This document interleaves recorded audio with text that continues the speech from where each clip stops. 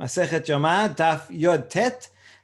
We saw the Mishnah yesterday that the Kohen Gadol at the end of the 7 days of sequestration, then he goes to this bet of Tinas, and that's where they made the Keteret usually, and they would make him swear that he's going to follow everything that the sages taught him, and then they would keep him up all night.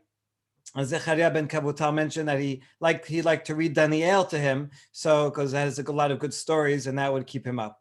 Okay, so we're going to discuss tonight the more about some more architecture to see exactly where he was during that time, and then we'll go on to and discuss that swear that they make him promise that he's going to do everything that the rabbis do.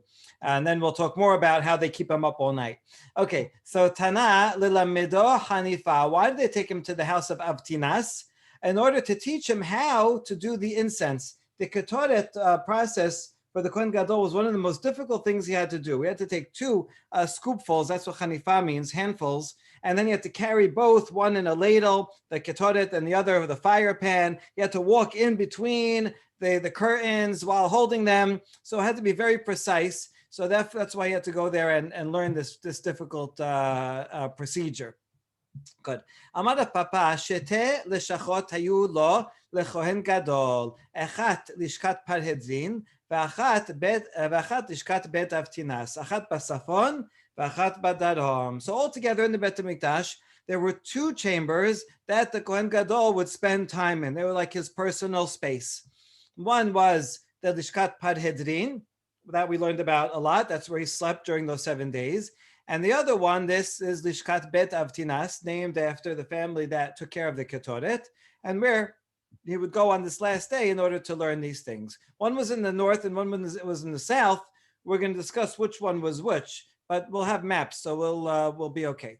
Okay, Achat Basafon. First, we're going to focus on the one in the north and see what exactly that is. Before we just tell you, we're going to go through all of the chambers that were in the north. Good. So before we do that, we have to tell you about all the chambers that were in the entire courtyard. I'll show you a map now while we're looking. We're not talking about the chambers out here in the Zat Nashim, but rather the chambers in here. But this is a review for those who were in studied Masechet Shekalim. So this map is upside down. So Safon is here, Darom is here. We're going to start with the chambers. These are the chambers here, 3 chambers. These over here are gates. The gates are also might have indoor space. We'll talk about them also in a few minutes. Just to jump to the end, this is Lishkat Bet Avtinas right here, okay? And it had a mikveh right attached to it. So that's the other home, and this is Lishkat Parhedrin. According to this, the Lishkat Parhedrin is in the north, and Lishkat Bet Avtinas is in the south in this drawing, and that is one of the opinions that we'll see. But right now we're going to focus on the chambers. Here's the 3 chambers up down here.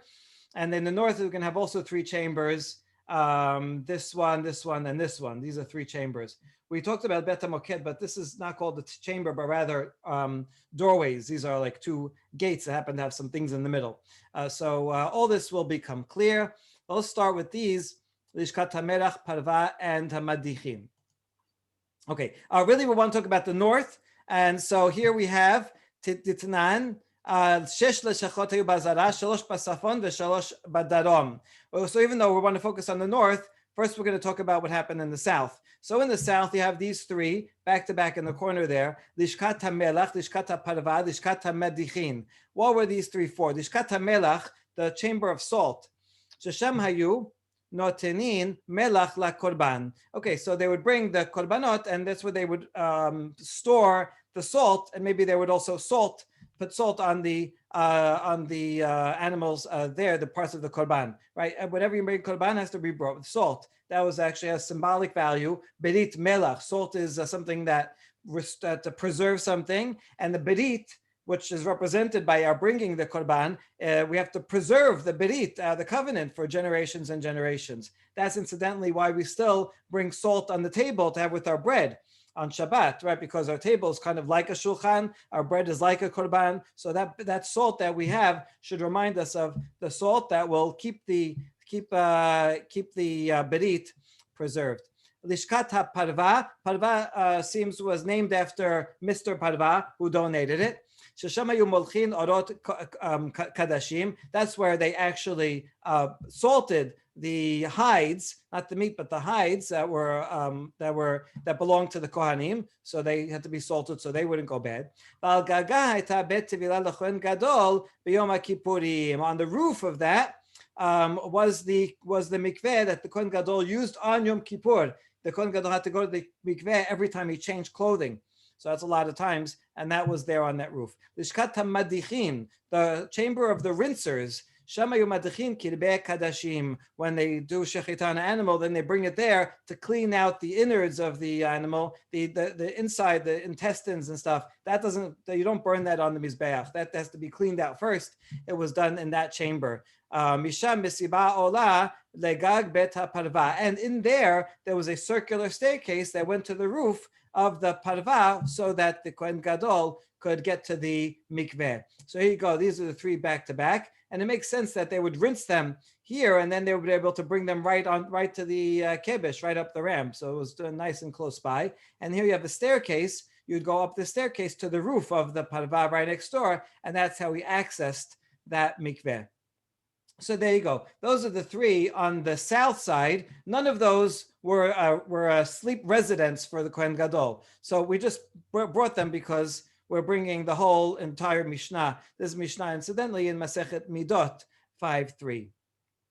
So now we get to what we want to. Shalosh shebasafon, lishkat ha'etz, lishkat ha'gola, lishkat ha'gazit. What are these three? Lishkat ha'etz, Amar Rabbi Eliezer ben Yaakov, shachachti me'ayta mishameshet. Rabbi Eliezer ben Yaakov, who we mentioned is the author of these Mishnayot, but he says, I don't know why it was, I don't know what it was used for. However, Abba Shaul Omer, Lishkat Kohen Gadol hayta choreshet tehen, vegag shelostan shaveh. This is where the Kohen Gadol stayed. This is called Lishkat ha'etz. Why is it called Lishkat ha'etz?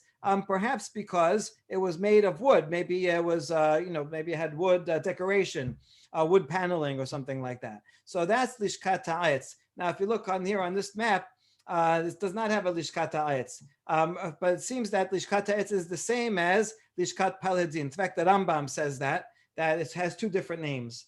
So this is in the north, and that is, right, Lishkat ha'etz is the same, very Lishkat Paledin, where he would stay for 7 days. And it's saying that this had the same height as the other two Lishachot, that it was near. Good. Lishkat HaGolah. Lishkat HaGolah, the chamber of the exiles. Shamaya Bor HaGolah. There was a well that was dug, and it was called Golah. The exiles, they dug it or they sponsored it. Others pronounced as Gula, of the bowl. It was maybe a bowl there.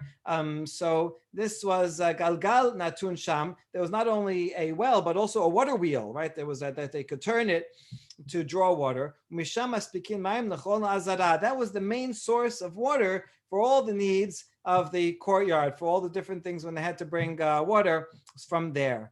Lishkat Gazit. The other one is called Gazit, which means hewn stone. So this must have been, specially hewn stone. Maybe that makes sense. This was made out of stone. The other one's made out of wood. So they're called by the architecture. Shemaya Sanhedrin Shel Yisrael Yoshebet Vedana Et HaKohanim. And that's where the Sanhedrin sat and would judge the Kohanim. In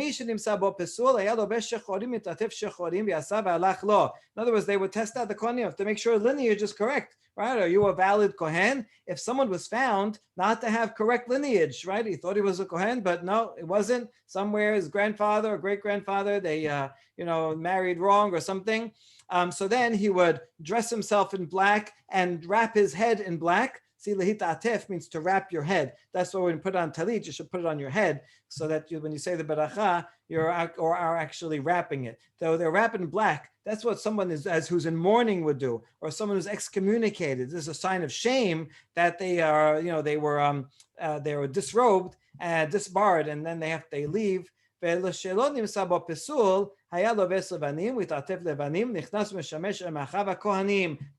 if I guess maybe it's a new family that came to town and they check into him and they find out he's good, he's a valid Kohen, then he wears white and he wraps his head in white and he can come and join the Kohanim. So that's why it was a good idea to have the Lishkat HaGazit Could have been anywhere, but it should be on the temple, not only on the Temple Mount, but even in the Azara, in the main courtyard, because they oversee all of the goings on in the Sanhedrin, in the Bet Hamikdash. We mentioned the question earlier. Why is there machloket about some of these things? What do you mean he forgot, or is it here or there?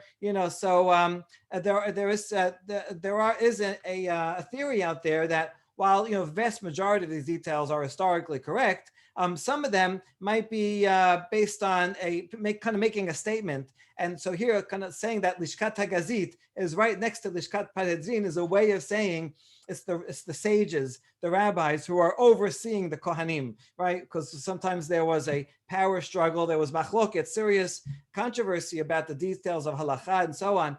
And so by placing this here and this here, right, is a way of saying this is who the proper authority is. Yes, the Kohanim, no one can take the job of the Kohanim, right? Only a Kohen can do all that, but to decide what the rules are, what the halacha is, and how things are done, that has to be decided by the Lishkat Hagazit. And I think you see that come out in this statement here. Okay, good. Now we found the one that was in the north, either called Lishkat Ha'etz or Lishkat Paredzin. But there was another one in the south, Achat Badarom. So now we're going to quote another Mishnah from Masechet Midot, this time from Perek Aleph, Mishnah Dalid, that talks not about the chambers, but rather about the gates.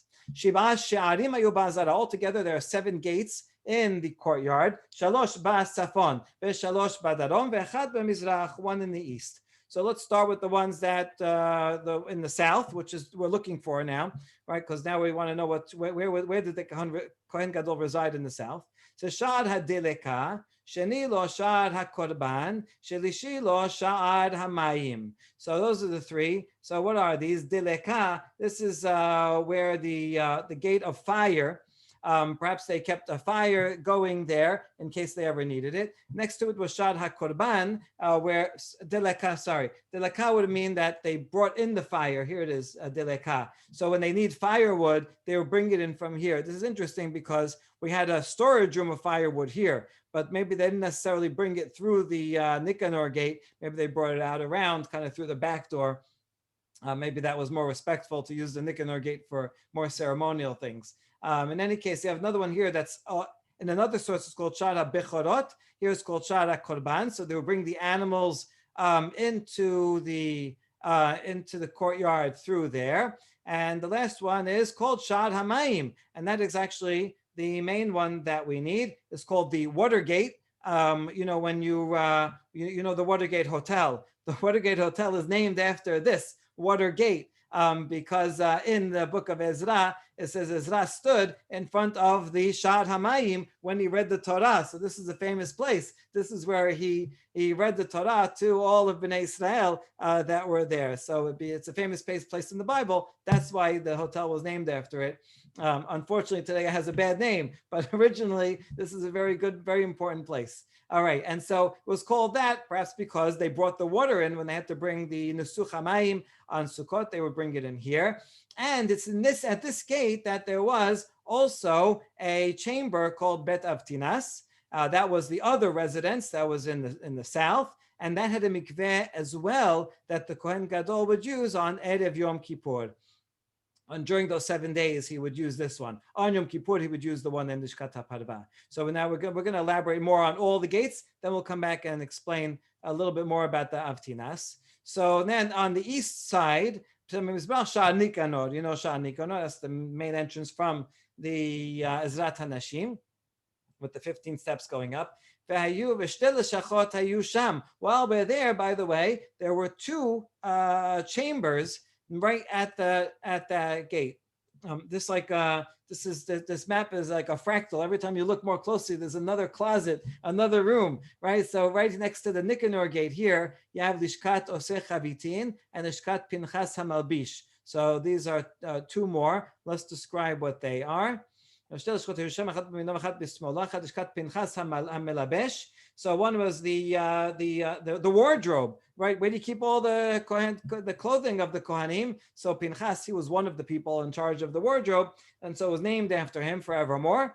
And v'achat lishkat oseh chabitin, those who prepare the chabitin, minchat chabitin, the Kohen Gadol, every day in the morning and evening has to bring a special minchat chabitin. Also, any new Kohen who's starting off has to bring one. They were made in that chamber.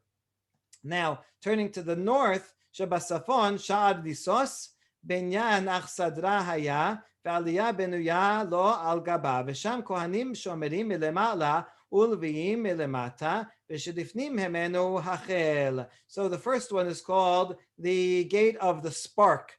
This is here, Bet HaNitzotz. It seems here is where there was some kindling always kept going, just in case the Mizbeach maybe ever went out. They could go here and get some kindling and reignite it.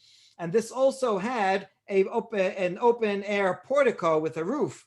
And there would be the guards. The Kohanim would stand on it and stand guard Leviim too, because that's part of their job. Is they have to, make sure that nobody is passing the border. They're not supposed to. You have the chel that's in front of it and the soreg. Anyone who's tameh met or not Jewish is not allowed to pass this area. So this was the guard tower as well.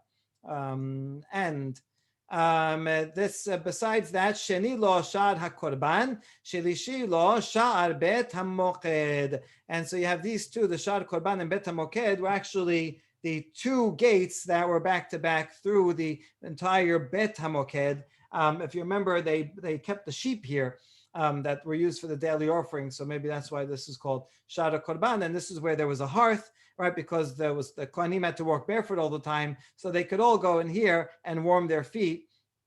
In this area, we spoke a lot about this little area and the 4 chambers that are in there. So that's there you go. That's the 3, 1, 2, 3 gates that are on the northern side. Right. This is not a gate. This is a chamber.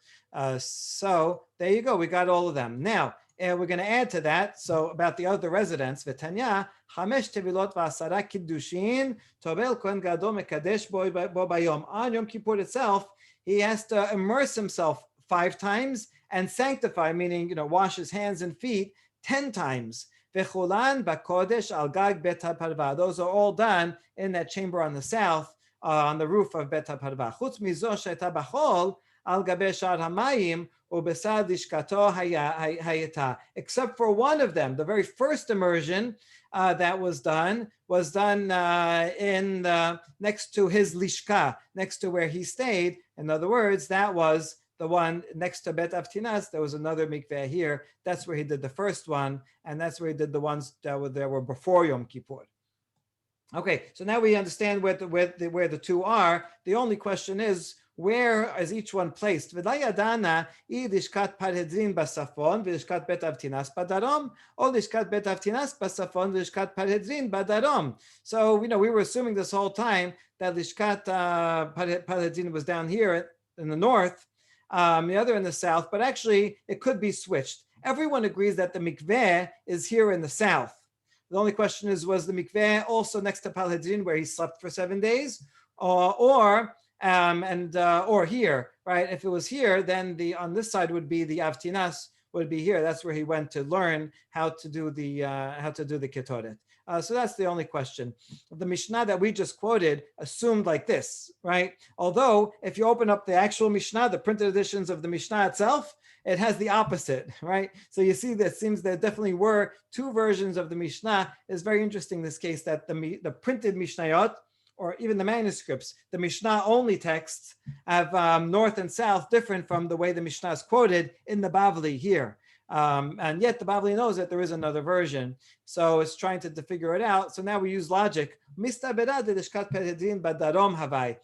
sense that the Parhedrin, this was actually in the south, not like this picture, the other way around. Why would that make sense? Well, that way he could have the mikveh next to him where he's sleeping for 7 days. Remember, he has to go to the mikveh every day. So that could be more convenient.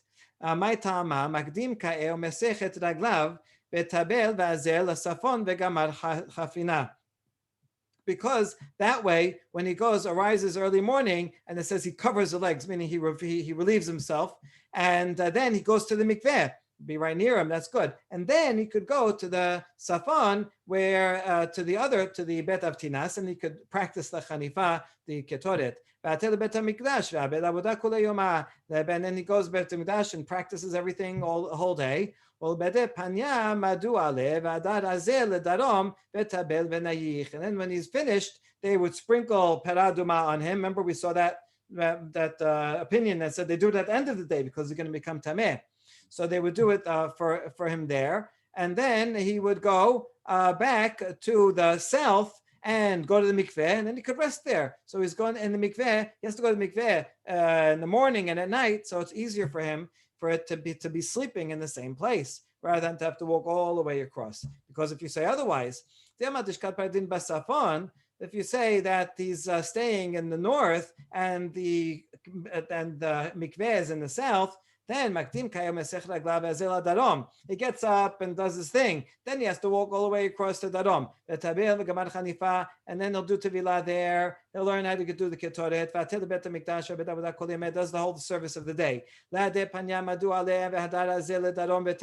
Then he goes and does the Para Aduma, and he goes back to the south and dips again there. Let's go back to the north, where he's going to sleep. So all this back and forth. Do you have to bother him? So annoying. I mean, it's not really that much of a bother. I mean, it's not that far to walk back and forth, but I guess it's a long day. He has a lot to do. So why not make it easier for him? Makes sense. We may try to make life a little bit easier, but not make it harder for him.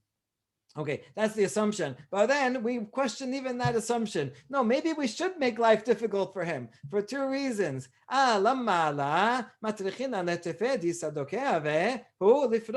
Maybe we should impose on him all these difficulties. That way, if he's a Sadducee, he'll say, you know what? I'm too tired of this. This is too difficult for me. Forget it. I quit, right? And we want him to quit. So sometimes, you give make life hard for someone. Hopefully, they'll quit.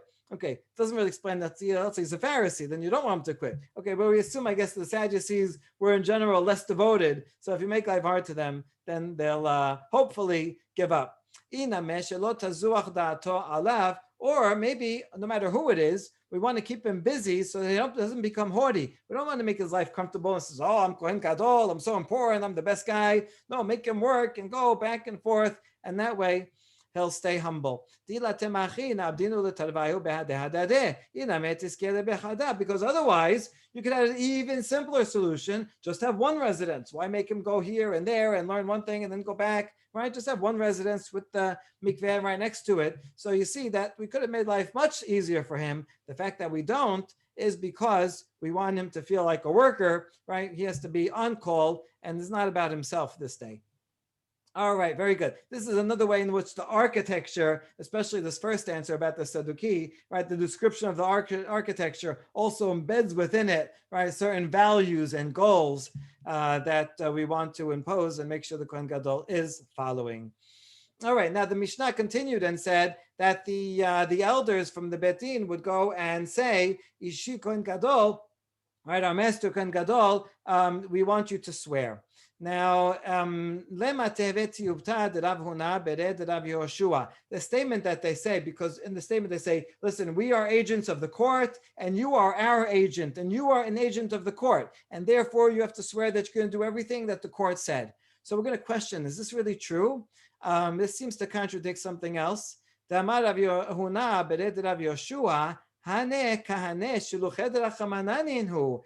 messengers of the court. They're messengers of HaKadosh Baruch Hu, right? God said you have to do this service. Usually a messenger of Beit Din is someone who, if the Beit Din says, listen, we want to make the borders of the city. So you have to go and, establish the borders or measure the glarufa. These are things that Beit Din has to do so they can appoint the messenger. But the Beit Din has nothing to do with the service of the Beit HaMikdash. So is there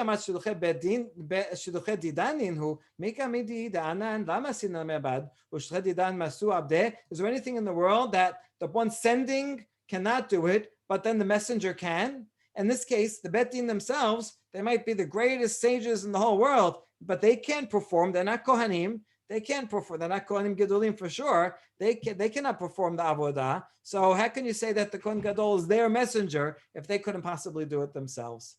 So we answer, you're right. They're not actually messengers of the Bet Din. This is what they mean to say. Mashbi'in anu alecha al da'atenu v'al da'at Bet Din. When we are swearing, administering this oath, we are doing that based on the understanding, our understanding, and the understanding of the Bet Din, right? Because in other words, we tell them, you're going to follow everything that we expect from you. Don't have in your mind, oh, I'm gonna do the Ketoret my way. So no, you're doing it based on the criteria that Bet Din assigned. That's what he has to have in mind when he's making the vow. But in fact, he is actually a messenger of HaKadosh Baruch Hu. Okay, after the Mishnah says, after they make him swear, hu poreshu bocheven, porshin bochin, they both leave each other and they cry. Why? Hu poreshu bochesha chashadu sadoki. He's going to feel bad that they suspected him of being a Sadducee, right? They're probably, these probably were colleagues and friends for a long time, and now they're making him make this oath that you're going to do things the right way, as if he wouldn't. So especially if he's not a Saduki, he'd make him feel bad. And so he cries about that. And the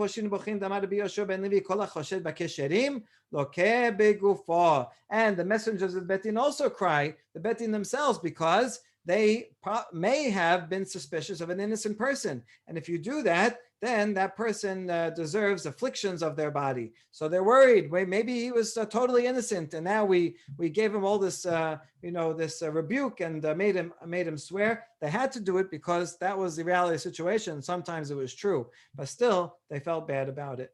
Why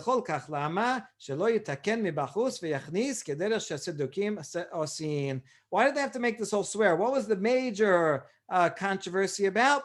It was that so we want to make sure that he would not prepare the ketoret outside, meaning before he goes into Kodesh Kodashim, the Sadukim would take the incense and put it on the coals and create the cloud from outside, and then go in with the incense burning.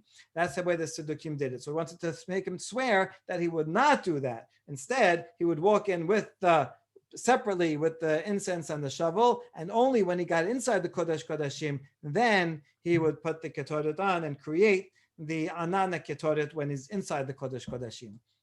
And now we have a fascinating story. Tenor Rabbanan. This is also found in the Tosefta in a slightly different version.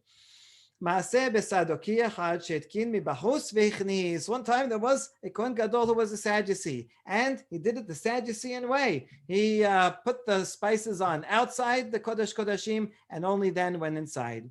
Now, there's nobody inside there with him, so nobody knows what's going on in there. It's also actually quite dark because inside the Kodesh Kodashim, there's no windows, and the menorah is outside. So nobody knew. But he's coming out, he's radiant, he's so joyful. Pagabo Aviv, the father of this Kohen Gadol, says, maybe he was a previous Kohen Gadol. Amar lo beni afal pisha sadukin anu shesadukin anu mityarein anu mina perushim. So the father could tell that the son was glowing. He was so happy. He could tell he was that he followed the Sadducean way. And the father said, even though we are Sadducees, I'm also a Sadducee, but we are fearful of the Pharisees. The Pharisees were the majority party. Josephus says so, and other sources as well. And so they're the people. They're in charge. They're in charge. If we get in trouble, they'll kick us out of here. So we have to, even though we have our own opinion, we have to follow the majority opinion of the Pharisees. We never did it. So the son says, Amar lo, kol yamai hayiti mistad al mikra hazeh, ki be'anan era'er el hakaporet. So the son says, my whole life I'm troubled over this pasuk. This is the main pasuk that they argued on. The key says, right, Aliyah Berakhot ala kodesh. We just read this in Acharemot, right? Bezot yavo Aaron ala kodesh. No, before that, right? He cannot come anytime to the kodesh. Ki be'anan el hakaporet. Rather, only with a fire, with a cloud, can I be seen on the kaporet. So there's two ways to read this pasuk, right? The Sadducees read it that you cannot come at all because God's presence is on the kaporet, and therefore you can only come through a cloud. You need a smoke screen, basically. So they thought of the ketoret as a smoke screen. So if you don't smoke screen and you see the kodesh, then you'll die. So therefore, you need the anan.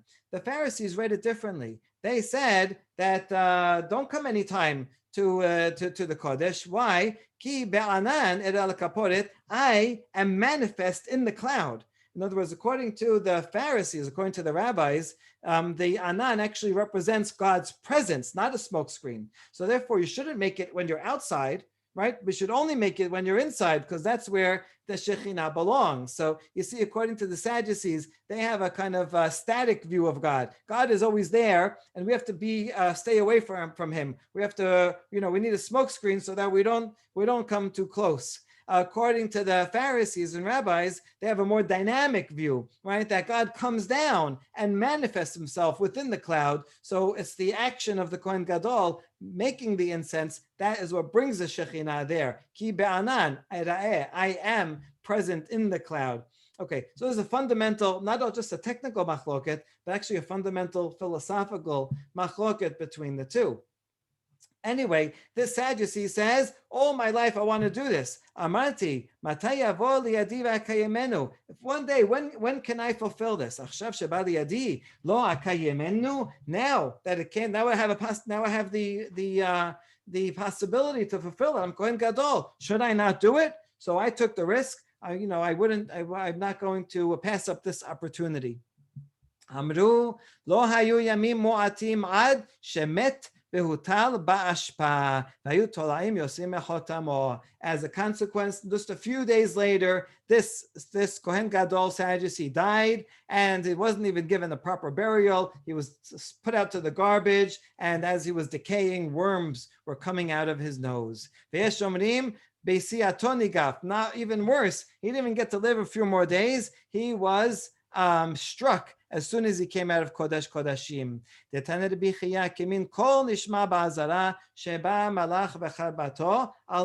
heard a sound come from the courtyard, and an angel came and struck him on his face. And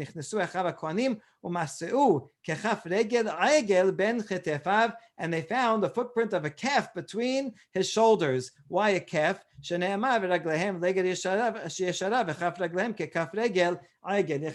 describing the angels. He describes them as being a combination, and he says that they had one straight foot, and the soles of their feet were like calves. So you see that it was an angel that used his foot to push him down, and they could see the mark of the angel that pushed him down. So that's the tragic end of this brave but unfortunately wrong Kohen Gadol who followed the Sadducean way.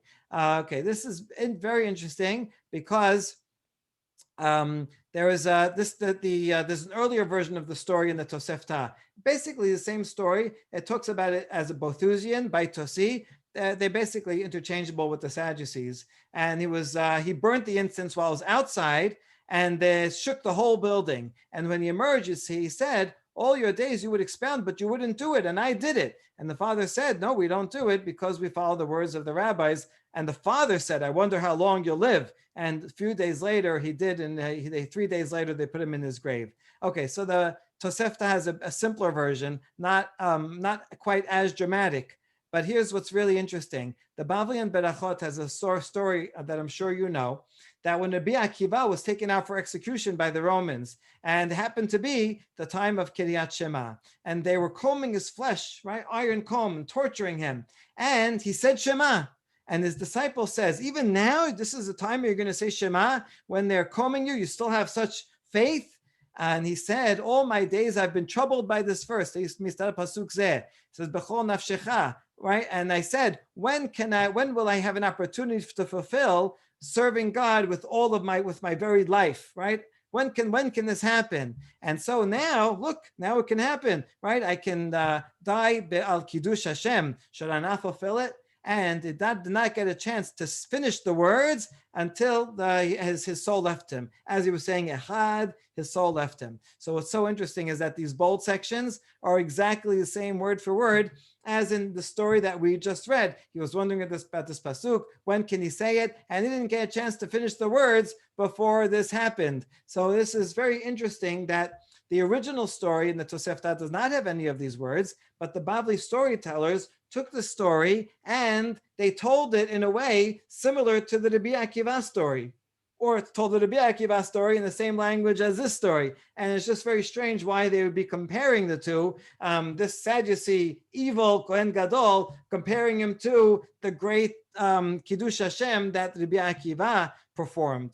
So maybe it's just a way of storytelling in a very dramatic way, or maybe very subtly, they're saying that really we wish Rabbi Akiva was not so zealous and did not go and fight the Romans and did not allow himself to be martyred at Kiddush Hashem. If he didn't go teach Torah in public, but was in private for a little while, he could have saved his life. He could have been remained and taught for a long time more, and we wouldn't have had the terrible fight with the Romans that we lost in the Bar Kokhba revolt. So just to guess, maybe that's why they're actually comparing the stories, but in a very subtle way. Last point about the story is there's another story in the book of Maccabees about a man named Heliodorus. That's this Heliodorus on the floor. Heliodorus was a Greek, and he was appointed to go and take money from the Bet HaMikdash. This is before the Maccabean revolt. And so he comes in all, ready. He's going to take money from the Bet HaMikdash. And this is the Kohen Gadol praying, the Kohen Gadol Choni, righteous Kohen Gadol, praying that Hashem should protect and stop him. And sure enough, an angel, this is the angel. This is, by the way, a painting of Raphael, a famous painting. An angel appears as someone riding a horse. And you see, pushes him down with his front legs, right? And after that, the Kohen Gadol prays for Heliodorus not to be killed, so his life is spared, and Heliodorus converts to Judaism after seeing this great miracle. Okay, I don't know if there's any relationship between these two stories. I just think that it's interesting that they're both about someone who does something wrong in the Bet HaMikdash and is struck down by the hooves of an angel. So that's really cool, and maybe in some way that story is behind this one. Okay, now for the next part. Amar Rabbi Zechariah ben Kevutal, right? He's the one that would read the Sefer Daniel to entertain the Kohen Gadol, keep him up all night. Matneh le Rav Chanan bar Rava lechia bar Rav kameh de Rav. Amar Rabbi Zechariah ben Kevutal. So when Rav Chanan was saying this in front of Rav, he was repeating it. He pronounced the name wrong. Instead of kivutal, he said kifutal.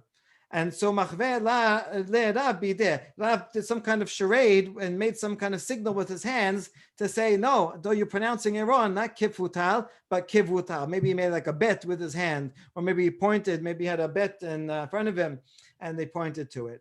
Okay, so the question is, why didn't he just say kivutal? Why is he pointing? Why is he playing charades?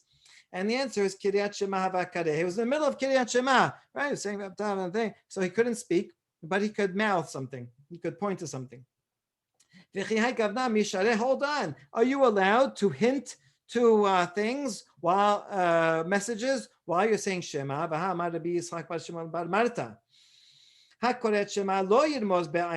you're saying in the middle of saying Shema, do not wink with your eyes. Don't mouth something with your hand. And don't point to something with your fingers, right? You can't say he, that story. הקורא את שמה ומרמז בעיניו מקרס בשפתיו מראה באצבעו עליו הכתוב אומר ולא אותי קראת Yaakov, someone who does any of these things and is communicating, not even if not verbally during Shema, it shows he's very disrespectful. He's not really concentrating. Would you do that if you're, in the middle of the Pledge of Allegiance, in the middle of a king? Would you, go and communicating in other ways and hinting? You wouldn't do that. So about those, Yeshaya says, they're not calling out to me, right? Then I don't accept those prayers. So that's the question. How come Rav was signaling while they were saying Shema? I thought it's not allowed. The answer is La Kasha, have a perik rishon, have a perik sheni. Depends, there's different levels. You have to have full concentration of kavanah in the first paragraph. There's a machloket in Berakhot, the first sentence, the first two sentences.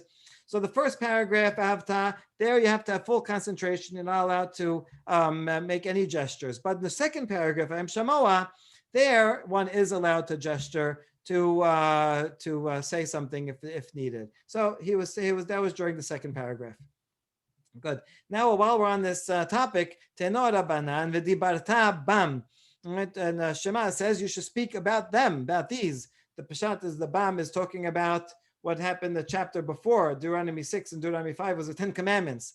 That's the Bam. But the rabbis learned to say this talking about the Torah in general, not only 10 Commandments. Bam velo batefila. So Bam v'dibarta bam means that you are allowed to interrupt for something significant in the middle of Shema. Bam is okay, but not in Tefillah. During the Amidah, that's more strict. During the Amidah, can't interrupt for anything. But Bam, during Shema, you are allowed to interrupt for something important.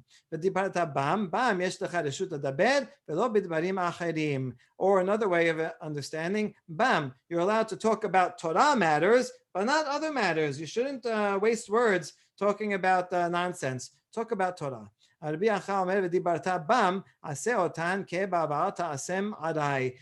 that the words of the Torah are your permanent. That's what your main focus is on, and not something temporary that you do just here and there when you have an extra minute. As someone who speaks about idle chatter, then he violates this positive commandment because Bam, you have to speak about words of Torah. Bam ולא בדברים אחרים. רבחה ברקוב אמר, עובר בלאו, שנאמר כל הדברים יגעים, לא יוכל לדבר. Not only does it violate a positive commandment, it also violates a negative commandment from Kohelet. Usually we don't learn a commandment from Kohelet, from the Nevi'im and Ketuvim. So I don't think they mean literally that you violate a negative commandment, but at least the musad that's embedded here, that says all things are wearisome, a man cannot speak about it. The Pshat is saying that there's no point in speaking because everything is wearisome. But they learn it as a commandment. One is not allowed to speak of them, about things that are wearisome and idle chatter. Only speak about important things, matters of Torah. And let's begin the next Mishnah. Now we're trying to keep him up, right? When we're telling him stories from Daniel. But if he starts falling asleep and you see him trying to nod off, so the young Kohanim will start snapping in front of him. Come on, wake up, right? And keep him up. Master, Kohen Gadol, wake up and put one of your feet on the floor, and right, so that the floor is cold, and that way. You'll get cooler. Or afek achat, right? Chill yourself once on the floor. We keep him busy with all kinds of things until the first thing he does in the morning, which is the shechita of the korban tamid. That's the Mishnah. Now, question: My sedada. What does it mean that they would hit before him with their etzbas, with their sedada finger? Why do you call the middle finger a sedada finger?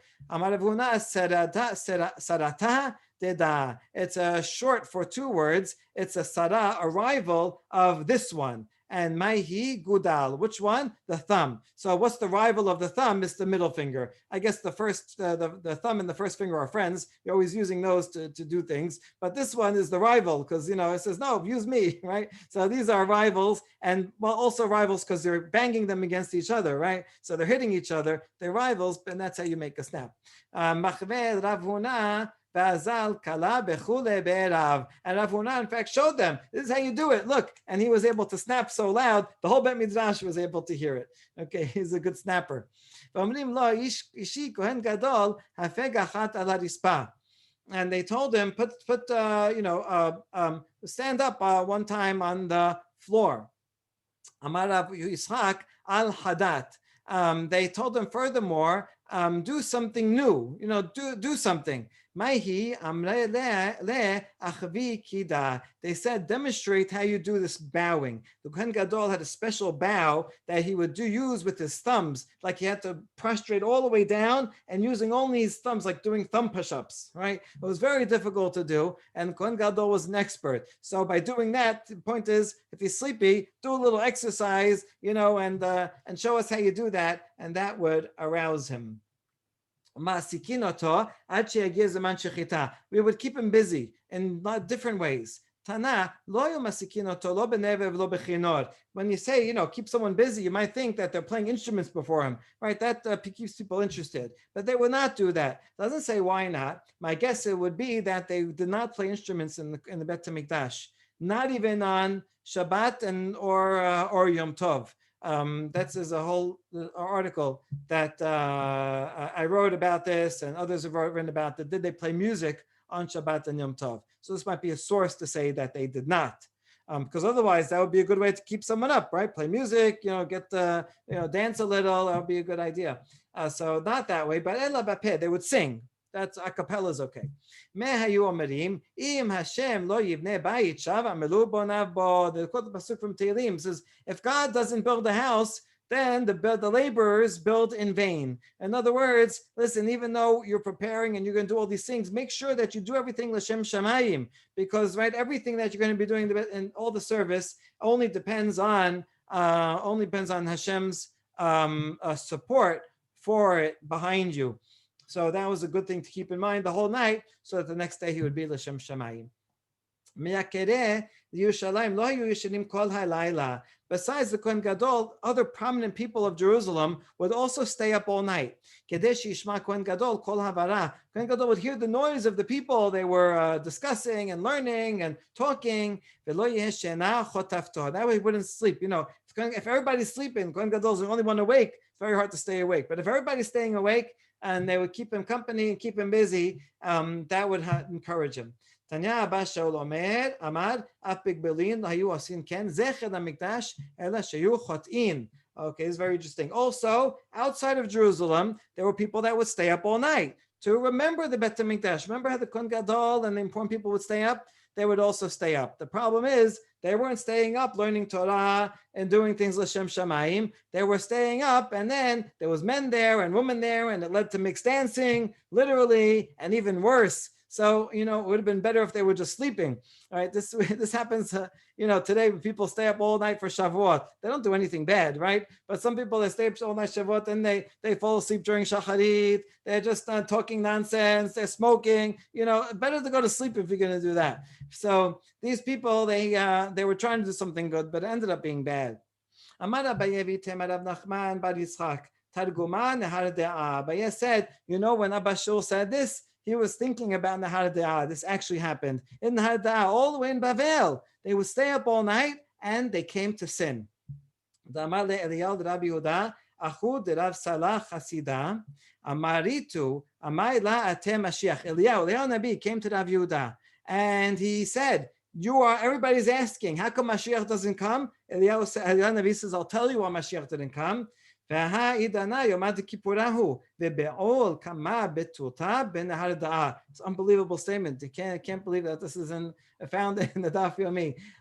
He says, "I'll tell you. Why Mashiach didn't come? Because today is Yom Kippur, and today many virgins were slept with in the Harthiya. In other words, these guys who were staying up all night, they came to promiscuity with these betulot, and this terrible sin on the holiest day. That's why this happened. Amazing. Amar leHakadosh Baruch Hu, my Amar. So then Rav Yehuda asked Eliyahu, what did God say during this time? Right? What was his reaction? By the way, here's some ancient instruments, a lyre. This is a depiction of someone playing a lyre from 2700 BCE. Okay, this is quite an old instrument. Anyway, what was God's reaction? La peta hatat robes, quoting what Hashem said to Cain, right? That sin is crouching at the door, always ready to get you. That was Hashem is saying, the evil inclination is very strong. So he has some understanding of what these men are doing, has understanding, not justifying them, because the whole point of that pasuk is you can overcome it. And they did not overcome it. The Satan Mayamar, what is Satan, the prosecutor, the heavenly prosecutor? What was it saying? Amazing that the Satan cannot prosecute on Yom Kippur. Yom Kippur is a day of forgiveness and mercy, and so there's no prosecutor on Yom Kippur. Mimai, how do we know that? Amar Ameh Bar Hama Has-Satan b'gematria telat me'ah v'shitin. The word Has-Satan gematria is 364. Telat Mavshitin Baba Yome, Eat Reshut Astonet. 364 is one less than 365. So in other words, every day of the year except one, 364, then Satan is allowed to prosecute. But one day, the 365th day, then the Satan may not prosecute. Okay, it's interesting that they're using a solar day because we don't follow a solar day, but rather a lunar day. Maybe there's some kind of remnant that the Sadducees and some other sectarians, they did follow a solar calendar, or maybe it's just saying in general, because otherwise it's, it's a variable amount of days. But anyway, this is absolutely fascinating, especially if we keep in mind the Mishnah in Ta'anit, which said there were two of the happiest days in Israel was Tu B'Av and Yom Kippur, because on those days, all the single women would go out in white borrowed clothing and they would dance and they would say, hey, young men, pick one. This was speed dating time. And it was so happy because everybody found mates and they caused marriages. So this is a very good thing. So yes, it's true, it was a good thing, but you can see that there were some people that took advantage and jumped the gun and didn't wait to get married, and they turned this very holy thing into a sinful thing. Last story, I remember growing up outside of Sharet Zion on Leil Yom Kippur, there was hundreds of young men and young women, right, would stand out there and socialize. It was really very, very nice. And I remember seeing a very fantastic young woman there, and afterwards I went to her house and Yom Kippur night, and we learned Chavot Levavot. Nothing bad happened, and currently I am married to her. So, right, this is a wonderful custom to have this socializing on Yom Kippur. But we see this Gemara also reminds us of the dangers. Make sure it doesn't lead to mixed dancing. Baruch Adonai Leolam, Amen ve'Amen.